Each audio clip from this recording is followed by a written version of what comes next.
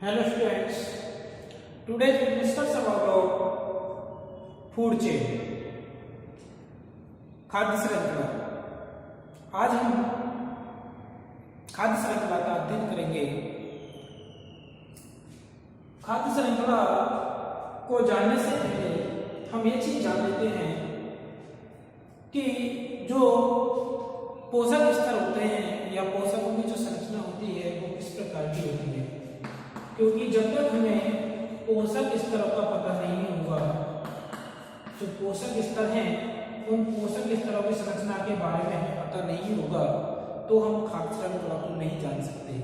ठीक है, ये एक अलग से हमारा सिलेबस में टॉपिक भी है पोषक स्तर। जब हम पोषक स्तर को जान लेंगे तो खाद्य श्रृंखला को आसानी से जान सकते हैं। तो ये पोषक स्तर होते हैं, ये पोषक स्तर मुख्यतः दो प्रकार के होते हैं। एक तो उत्पादक और दूसरे होते हैं उपभोक्ता। दूसरे कौन से होते हैं? उपभोक्ता होते हैं। ठीक है, अब ये उत्पादक और उपभोक्ता है क्या चीज? ये क्या दोनों मिलकर क्या बनाते हैं? पोषक स्तरों का निर्माण करते हैं। इन दोनों में विभिन्न प्रकार के पोषक तत्व निहित हैं, पोषक स्तर निहित हैं, जिनके द्वारा जंतुओं को जो है जंतु अपना एक समन्वय स्थापित कर पाते हैं जिनके द्वारा। ठीक है, तो जो उत्पादक हैं और उपभोक्ता हैं, चूंकि दोनों ही क्या है? पोषक स्तर हैं। अब ये जो है इस तरह की व्यवस्था की क्यों आवश्यकता हुई?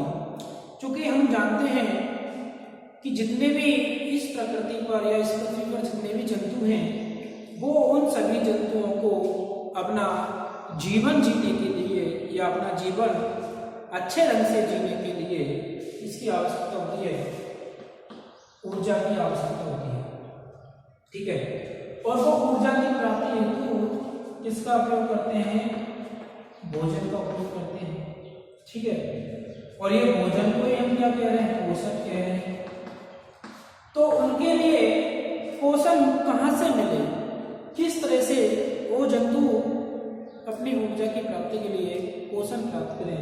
तो इस आधार पर जो पोषक स्तर हैं ये दो प्रकार के हैं, उत्पादक और उपभोक्ता। ये उत्पादक जो होते हैं स्वयंपोषी प्रकार के होते हैं। स्वयंपोषी यानी कि उत्पादक जो होते हैं अपना भोजन क्या करते हैं? स्वयं बनाते हैं, और इनके लिए जो ऊर्जा प्राप्ति का स्रोत होता है, स्वयं भोजन बना रहे हैं, और इनके लिए जो स्वयं भोजन बनाने की प्रक्रिया है वो सूर्य के प्रकाश की उपस्थिति में होती है। अर्थात प्रकाश संश्लेषण की क्रिया द्वारा उत्पादक जो होते हैं अपना भोजन बना लेते हैं, जिससे इनको ऊर्जा की प्राप्ति हो जाती है। ठीक है, तो ये कैसे हुए?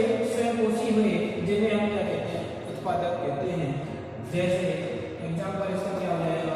पादप वगैरह हो गए, हरे पादप हो गए, ये सब इस श्रेणी में आते हैं, उत्पादक की श्रेणी में आते हैं। ठीक है, अब ये जो उत्पादक हैं इन उत्पादकों पर कौन आश्रित रहते हैं? उपभोक्ता रहते हैं। और ये उपभोक्ता जो होते हैं विषमपोषी प्रकृति के होते हैं। किस प्रकृति के होते हैं? विषमपोषी प्रकृति के होते हैं। ये विषमपोषी प्रकृति का मतलब क्या है? विषम मतलब विपरीत, किसके? उत्पादक के। ये तो अपना भोजन क्या बना लेते हैं? स्वयं बना लेते हैं, परंतु उपभोक्ता अपना भोजन स्वयं नहीं बनाते हैं। इस वजह से इनको क्या बोलते हैं? विषमपोषी कहते हैं। अर्थात ये किन पर आश्रित रहते हैं? उत्पादकों पर आश्रित रहते हैं। ठीक है, अब ये उत्पादकों पर आश्रित रहते हैं तो इनके लिए जो भोजन मिलेगा वो कहाँ से मिलेगा? उत्पादकों से मिलेगा, और उस भोजन से वो किसकी प्राप्ति करेंगे? ऊर्जा की प्राप्ति करते हैं। ये उपभोक्ता भी जो होते हैं तीन प्रकार के होते हैं। एक तो प्राथमिक उपभोक्ता, एक तो क्या होंगे? प्राथमिक उपभोक्ता होंगे, दूसरे होंगे द्वितीयक उपभोक्ता होंगे। ठीक है, और तीसरे कौन से होंगे?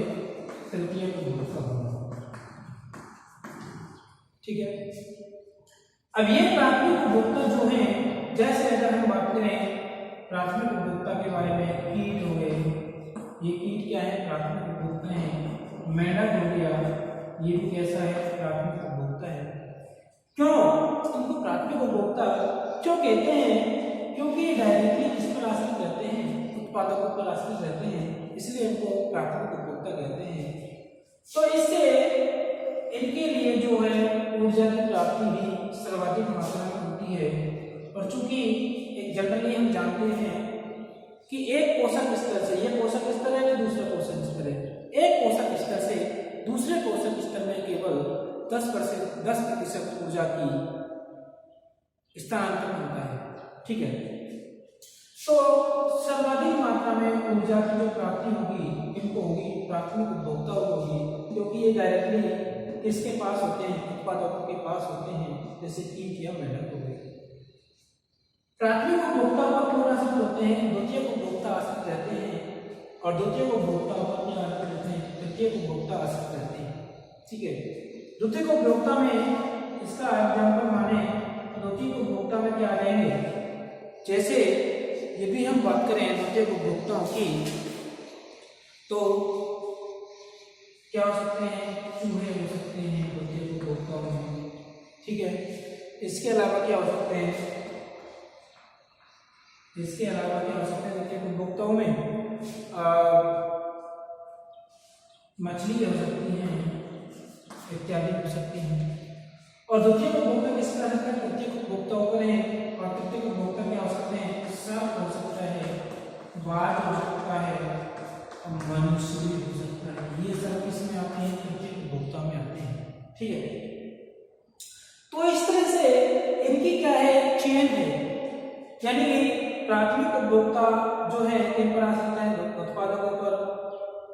ठीक है, यानी उत्पादक पर आश्रित कौन है? प्राथमिक उपभोक्ता। और प्राथमिक उपभोक्ता पर कौन आश्रित है? द्वितीयक उपभोक्ता। और द्वितीयक उपभोक्ता पर कौन आश्रित है? तृतीयक उपभोक्ता। जिनमें भी क्या होता है? ऊर्जा का स्थानांतरण होता है, जो केवल कितना होता है? 10% होता है। ठीक है, तो इस तरह से जो एक पोषक स्तर से दूसरे पोषक, एक पोषक स्तर पर दूसरा पोषक स्तर आश्रित रहता है। ठीक है, तो इस तरह से जो पोषक स्तरों से मिलकर बनी एक रैखिक संरचना होती है, इन पोषक स्तरों से मिलकर बनी एक रैखिक संरचना होती है, उसे हम क्या कहते हैं? खाद्य श्रृंखला कहते हैं। ठीक है, तो इस खाद्य श्रृंखला को हम किस तरह से परिभाषित कर सकते हैं? क्योंकि ये उत्पादक और उपभोक्ताओं की एक क्या पाई जा रही है? श्रृंखला पाई जा रही है। इस श्रृंखला को हम क्या कह रहे हैं? खाद्य श्रृंखला कह रहे हैं। तो इस तरह से अगर इसकी परिभाषा देना चाहें तो परिभाषा इस तरह से दे सकते हैं कि जो प्रकृति में जीव पाए जा रहे हैं, उन प्रकृति में भोजन की प्राप्ति हेतु प्रकृति में भोजन की प्राप्ति हेतु जीवों में विभिन्न पोषक स्तरों के मध्य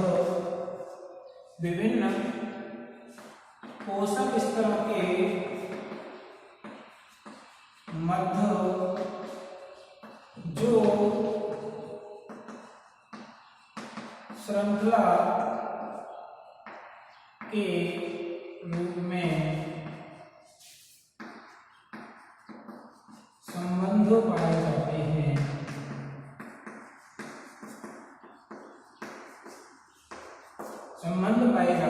क्या कहलाती है? खाद्य श्रृंखला कहलाती है। ठीक है, अर्थात कह सकते हैं कि प्रकृति में जीवों के मध्य भोजन संबंधों की अनेक श्रृंखलाएं पाई जाती हैं। उन श्रृंखलाओं को हम क्या कहते हैं?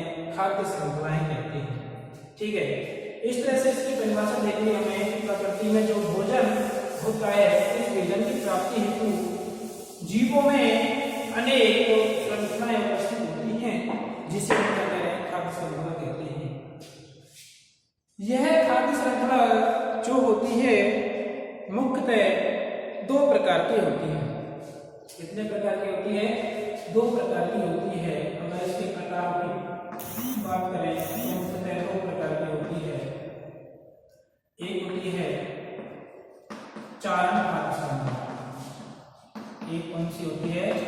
चारण खाद्य श्रृंखला, और दूसरी होती है अपरद खाद्य श्रृंखला। अपरद खाद्य श्रृंखला, ठीक है। अब चारण खाद्य श्रृंखला क्या होती है? यदि हम इसको जाने तो इससे क्या अर्थ निकल के आता है? जो कि खाद्य श्रृंखला किसे कहा था कि एक पोषक स्तर से चालू हो रही थी और अंत में लास्ट पोषक स्तर पर समाप्त होती है, उससे मिलकर एक रैखिक संरचना जो थी, रेखीय संरचना थी, वो क्या कहलाती है? खाद्य श्रृंखला। तो यदि ऐसी खाद्य श्रृंखला जो कहां से हो? चरने से प्रारंभ हो। चरने का मतलब अर्थात चरते कौन है? पशु चरते हैं। किसको चरते हैं? वनस्पतियों को। तो ऐसी खाद्य श्रृंखला जो कहां से प्रारंभ होती है? वनस्पति से प्रारंभ होती है और अंत में मांसाहारी जंतुओं पर समाप्त होती है। अर्थात ऐसी खाद्य श्रृंखला जो वनस्पति से प्रारंभ होकर के कहां पर समाप्त होती है? मांसाहारी जंतुओं पर समाप्त होती है, वो क्या कहलाती है? चारण खाद्य श्रृंखला कहलाती है। तो जिसमें क्या क्या स्टेप आ जाएंगे? ये वनस्पति है। वनस्पति को कौन खाएंगे? चूहे खा सकते हैं, ठीक है। चूहे को कौन खाता है? सर्प खाता है। चूहे को क्या खाता है? सर्प। और सर्प को कौन खाता है? बाज खाता है, ठीक है। तो इस तरह से ये तो उत्पादक हो गया, प्राथमिक उपभोक्ता ही हो गया, द्वितीयक उपभोक्ता और ये तृतीयक उपभोक्ता हो गया, ठीक है। यानी ये कहां से स्टार्ट हुई है? वनस्पति से, और अंत में कहां पर समाप्त हुई है? मांसाहारी जंतु पर समाप्त हुई है। तो इस प्रकार की खाद्य श्रृंखला क्या कहलाती है? चारण खाद्य श्रृंखला कहलाती है। जबकि दूसरी जो खाद्य श्रृंखला है वो है अपरद खाद्य श्रृंखला। अपरद क्या है?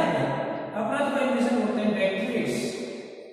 डेट्रिटिव्स यानी कि सड़े गले अवशेष। अपरद का मतलब है सड़े गले अवशेष। मतलब कि जो वनस्पति है, यह वनस्पति डायरेक्टली प्राथमिक उपभोक्ताओं को प्राप्त न होकर के किस रूप में प्राप्त हो? अपरद के रूप में प्राप्त हो।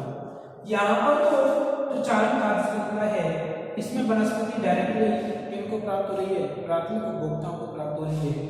परंतु यदि वनस्पति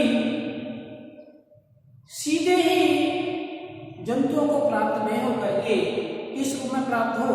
सड़े गले अवशेष के रूप में प्राप्त हो।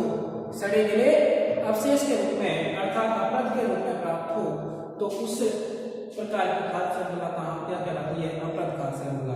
तो यह अपरद खाद्य श्रृंखला कहाँ से प्रारंभ होगी? सड़े गले अवशेष से लेकर के मांसाहारी जंतुओं पर समाप्त होती है, जिसे हम क्या कह सकते हैं? जैसे वनस्पति हैं, उनकी पत्तियां गिर जाती हैं, तो पत्तियों से जो बना अपरद होता है, पत्तियों का अपरद, क्योंकि पत्तियां पौधे की पत्तियां गिर जाती हैं और उनका क्या बन जाता है? अपरद बन जाता है, वो सड़ गल जाती हैं, ठीक है। उस अपरद को कौन खाते हैं? केंचुए खाते हैं। उस अपरद का कौन क्रिया करते हैं? केंचुए करते हैं। और केंचुओं को कौन खाता है? मैना खाती है। मैना क्या है? पक्षी है, मैना। केंचुए खाती है ना, आपने बरसात के मौसम में देखा है, केंचुओं को ले जाती है चिड़िया वगैरह, तो उसको क्या किसने खाया? मैना ने खाया। और मैना को कौन खाएगा? बाज खा जाता है। मैना को कौन खा जाता है? बाज खा जाता है। तो इस प्रकार ये अपरद से प्रारंभ हुई और मांसाहारी जंतुओं पर समाप्त हुई है। तो इस प्रकार की खाद्य श्रृंखला क्या कहलाती है? अपरद खाद्य श्रृंखला कहलाती है, ठीक है। अब इस खाद्य श्रृंखला के संबंध में कुछ एक तथ्य सामने आते हैं। वो तथ्य ये होते हैं कि जो खाद्य श्रृंखला होती है, खाद्य श्रृंखला कैसी होती है? खाद्य श्रृंखला कैसी होती है? रैखिक होती है। कैसी होती है? रैखिक। रेखा निश्चित रेखा में पाई जाती है। इसके कारण है ना, जो प्रत्येक पोषक स्तर होता है, प्रत्येक पोषक स्तर, यहाँ पे पोषक स्तर कौन कौन से हैं? एक पोषक स्तर ये हो गया, दूसरा पोषक स्तर, तीसरा पोषक स्तर यानी उत्पादक उपभोक्ता तीनों। ठीक है, प्रत्येक चार का है पोषक स्तर है, तो प्रत्येक पोषक स्तर में क्या होता है, ऊर्जा का ह्रास होता है। ऊर्जा का क्या होता है, ह्रास होता है। तो इस तरह के कुछ तत्व सामने आते हैं जिसके कारण, ये दोनों तथ्यों के कारण है ना, खाद्य श्रृंखला, इन दोनों तत्वों के कारण खाद्य श्रृंखला कैसी होती है, खाद्य श्रृंखला छोटी होती है। कैसी होती है, छोटी होती है, जिसमें अधिकतम कितने स्तर हो सकते हैं, 5 पोषक स्तर हो सकते हैं। ठीक है, क्यों, क्योंकि खाद्य श्रृंखला कैसे होती है, रैखिक होती है और प्रत्येक पोषक स्तर में ऊर्जा का ह्रास होता है, जिसके कारण खाद्य श्रृंखला कैसी होनी चाहिए, छोटी होनी चाहिए और अधिकतम कितने स्तर होने चाहिए, 5 पोषक स्तर होने चाहिए। ठीक है, तो इस तरह की होती है खाद्य श्रृंखला। Thank you.